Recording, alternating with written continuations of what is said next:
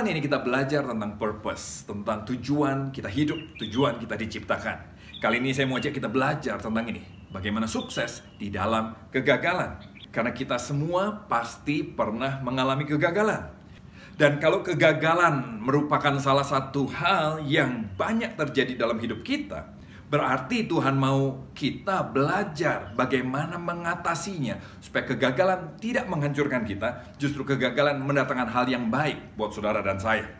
Kita akan merasa gagal waktu kita tidak mencapai apa yang kita anggap penting. Kalau itu nggak kita anggap penting, terus kita nggak bisa mencapai, kita biasanya nggak rasa gagal. Tujuan hidup kita yang sebenarnya tergambar dari apa atau di mana kita suka merasa gagal. Kita semua diciptakan untuk memuliakan Tuhan. Saudara diciptakan untuk memuliakan Tuhan. Kita semua dipanggil untuk menjadi seperti Kristus. Di bidang apa? Di bidang masing-masing. Di panggilan kita masing-masing. Dan kita mesti mengerti calling kita, panggilan kita, bidang kita di mana Tuhan tempatkan, dan jadilah yang terbaik di sana. Gagal itu bukan waktu cita-cita kita tidak bisa kita raih, tapi gagal adalah waktu kita nggak bisa mengenali Tuhan dalam hidup kita. Waktu Tuhan tidak bisa kita izinkan hadir mewarnai hidup kita sehari-hari. Waktu cita-cita Tuhan, keinginan Tuhan, panggilan Tuhan nggak bisa kita terima dalam hidup ini. Maka Tuhan bilang nih, kamu hati-hati, perhatikan keadaanmu, nanti kamu akan mengalami kegagalan yang sesungguhnya. Kamu bisa meraih banyak hal, tapi kamu tidak akan berbahagia. Itu yang seperti Salomo bilang, dia punya semua.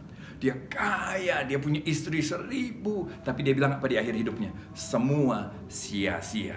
Kegagalan akan membuat kita melihat 3 hal. Ini kalau saudara mau terus diperbaharui di dalam kebenaran Tuhan, terus bertumbuh. Yang pertama, kita akan dibawa untuk melihat kesalahan kita, keterbatasan kita, dosa kita.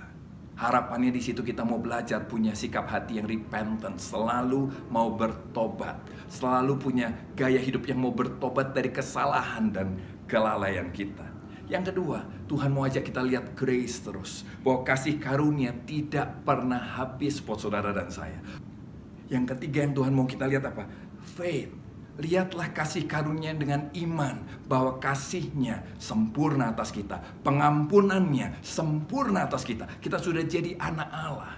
Maka 3 hal ini, repentance, grace, faith, akan terus membawa kita semakin hari semakin bertumbuh.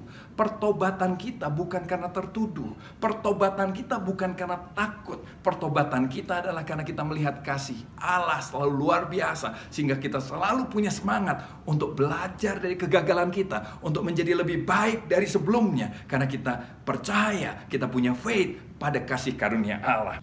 Sukses dalam kegagalan lagi nih, kegagalan yang berhasil membawa kita percaya pada Tuhan lebih lagi. Kita percaya sama Tuhan lebih, mengandalkan Tuhan lebih lagi.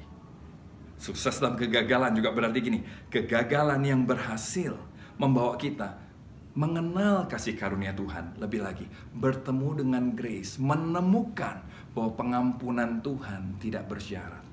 Kasihnya sempurna untuk kita.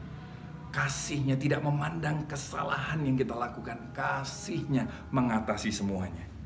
Kegagalan yang berhasil membawa kita menjadi pribadi yang lebih baik.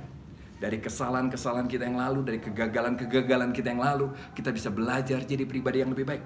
Suami, istri, anak, orang tua, businessman, karyawan, kaum profesi, guru, apapun juga yang lebih baik dari sebelumnya. Karena kita belajar dari kegagalan kita.